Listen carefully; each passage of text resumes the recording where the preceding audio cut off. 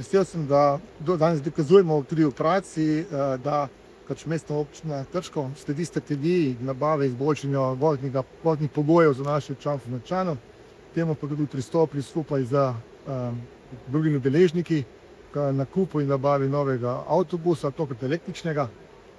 Skratka, želimo si, da bi naši občanke in občani s to investicijo tudi začutili to boljšo plat in to skrb za njih, za javni prevoz. Tukaj moram povedati, da zelo dobro sodelovanje z družbo Nomago, kateri imamo tudi koncesijsko pogodbo za izvajanje tega prevoza, in pa z družbo HES, se pravi glede samega polnjenja električne energije za avtobus. Uvajamo dve novi liniji, tako imenovano belo in pa zeleno linijo. S tem bomo skrajšali vozni red oziroma čakanje na lokalni avtobus iz 1 ure na pol ure. Verjamem, da bo v teh prvih dneh tudi do takšnih popravkov oziroma kakšnih pripomb. Sledili bomo najoptimalnim možnostim teh popravkov in se prilagodili potrebam naših občank in občanov. Skupna vrednost investicije je 487 tisoč evrov, od tega imamo 80% sofinanciranih sredstev iz naslova primarnega svetega mehanizma v fazi CKŽ 1/5 in hvala Bogu, da smo to lahko izkoristili tudi v sklopu nabave novega avtobusa. Z občino Krško že dlje časa izvajamo mestni promet, pravkar smo podaljšali to koncesijsko pogodbo še za nadaljnjih 8 let. Obratujemo v osnovi z 2 linijami, 4 vozniki, ki vozijo praktično čez cel dan.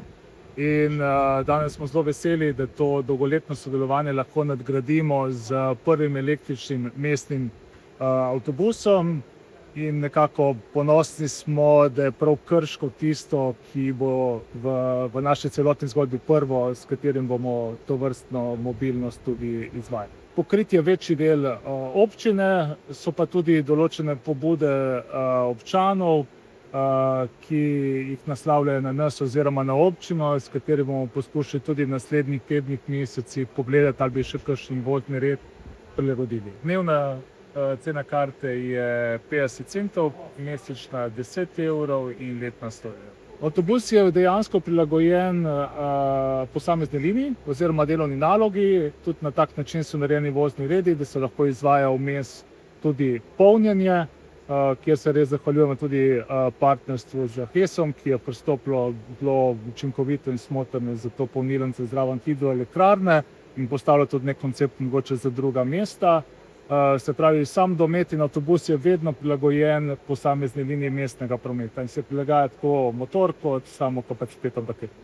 Načrt imamo, da tudi v ostalih 8 občinah, kjer izvajamo mestni promet, postopoma implementiramo tovrstno mobilnost. Z nekaterimi smo že v pogovorih, da so že naročena vozila, z nekaterimi bomo v naslednjih mesecih in letih tudi poskušali podoben koncept peljati.